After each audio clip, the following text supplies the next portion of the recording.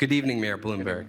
Living in a coastal city like Charleston, we love and respect nature and our climate since it surrounds us.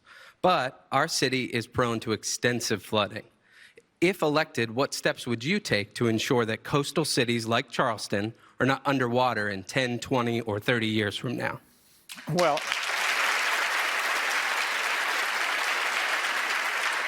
Bloomberg Philanthropies, working with the Sierra Club, is trying to close all of the coal-fired power plants in this country. That's one of the first steps. Coal is a very polluting kind of fuel, although natural gas is not all that much better, but somewhat better. So far, we have closed, or in the process of closing, I think it's 304 out of the 530 coal-fired power plants in this country. So we're like 60% there already, and we have a plan, I think we will get it done in the next 5 years, of getting almost all of the coal-fired power plants. If you can do that, that's the biggest thing you can do to reduce greenhouse gases. And in the United States, we brought greenhouse gases down, I think it's like 14% already, just based on that.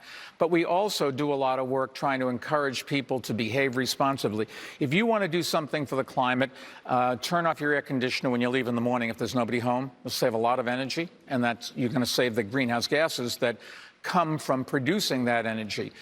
Paint your roof white. We had this program in New York City. Al Gore and I got up on these flat roof buildings, and we had these rollers, and we were painting, and people laughed at us. But the white paint reflects off the sun, reduces the need for energy to cool your house.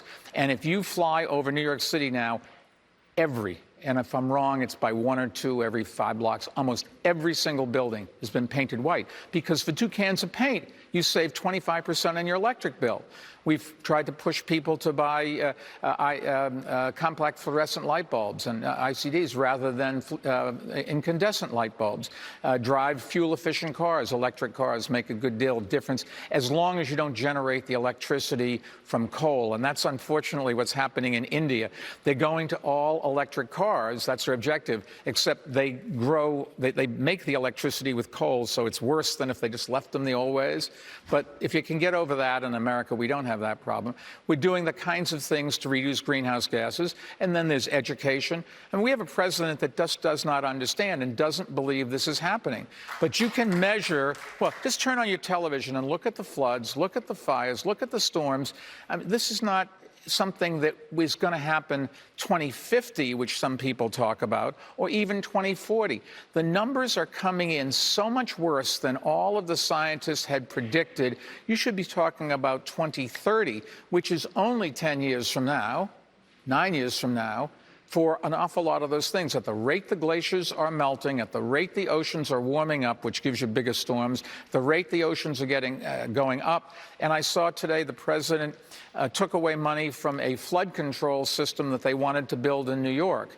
Now, I don't know whether it was the right one or not. I've been out of their office for a few years. But we really dealt with Hurricane Sandy when the tides came up and did an awful lot of damage, and we need something like that. And you need it in a lot of places. You have to understand in this city and in cities around the world, you are going to have higher oceans, and so you have to start getting prepared for it. But now is the time to do it. And just holding your head or burying it in the sand, if you pardon the pun, is not a good strategy. You will have to deal with bigger storms that move slower, so they'll do more damage when they hit you, and ones that will have tidal surges and bring a lot of water into the cities, and most cities are not prepared. And keep in mind, most people live very close to the ocean. There's obviously societal changes that involved with a lot of that. For coal workers, what happens?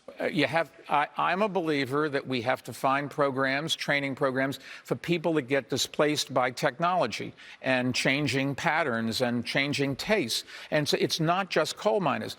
The number of coal miners in the country is dramatically less than it used to be. If I remember the numbers, like in 1980, there were 200 or 300,000 coal miners. In the 20s, there were 1 million coal miners. Today, it's about 50,000 people work in the industry.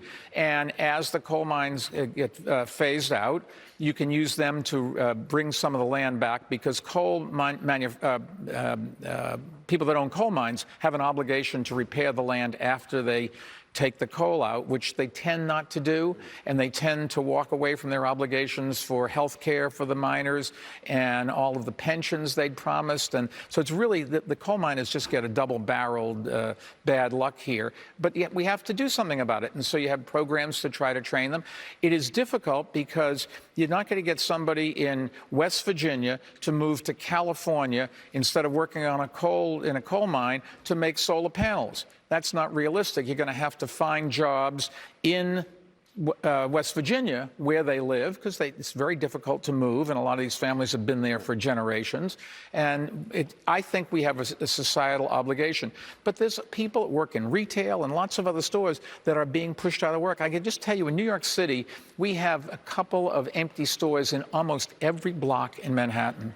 And they were all closed companies that now, closed stores and retail stores that no longer have customers, or the customers are buying the product online, or customers are renting.